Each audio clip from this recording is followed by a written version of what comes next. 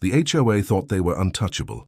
They built 96 homes on land they didn't even own, land they stole from a quiet black woman they believed would never fight back.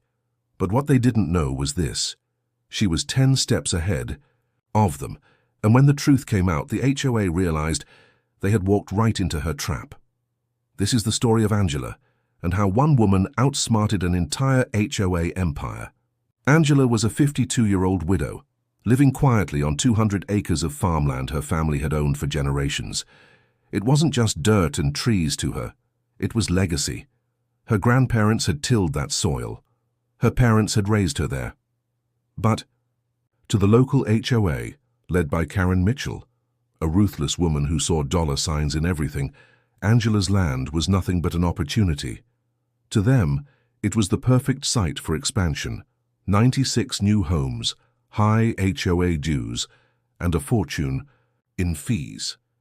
The HOA began with pressure, letters offering to buy Angela's land for pennies on the dollar, threats disguised as community improvement plans.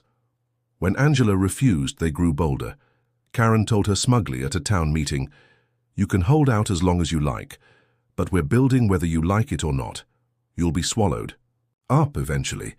Angela didn't respond with anger, she simply smiled, because she already had a plan. Months later, construction began. Trucks rolled in, foundations were poured. 96 homes rose on land Angela still legally owned. The HOA bragged about their success. Buyers signed contracts. Families moved in, paying fees to Karen and her board. But behind her calm smile, Angela kept quiet. She never signed a deed. She never sold her land. And not once did the HOA stop to double-check who actually held the title. It wasn't until the grand opening ceremony that Angela made her move. As Karen cut the ribbon and cameras flashed, Angela stepped forward with a folder in her hands. Inside were the original deeds, survey maps, and a letter from her lawyer.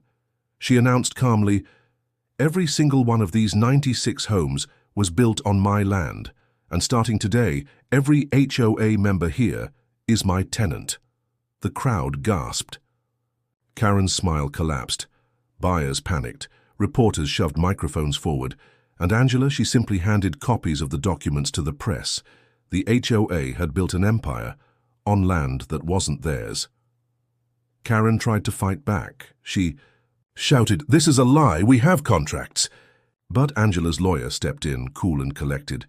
"Ma'am, your contracts are worthless without land rights, and Mrs. Angela here never gave you permission." The homeowners, 96 families, turned on the HOA instantly. They realized they'd been scammed. Their dues, their payments, their houses, all at risk. Karen's empire was crumbling, and Angela hadn't lifted a finger until the perfect moment. The HOA begged for negotiation. They offered to buy the land properly, at double, even triple the original price. But Angela shook her head. She had something better in mind. She drew up new contracts, not for Karen, not for the HOA, for the homeowners themselves. Each family could stay, but they would pay rent directly to her. The HOA no longer had power. Karen? Bankrupt. Her empire dissolved overnight. Angela? She became the legal landlord of 96 homes, 96 streams of income, all because she waited and let them walk right into her trap. Angela didn't just protect her family's legacy. She turned it into generational wealth. The HOA had underestimated her, thought she was powerless, but they forgot that true strength isn't always loud. Sometimes it's patient, calculated, waiting for the right moment. And when that moment came, one woman stood against 96 homes and won.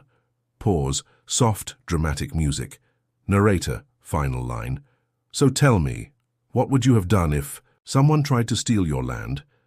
Would you fight them right away, or wait, like Angela, until the perfect trap closed shut?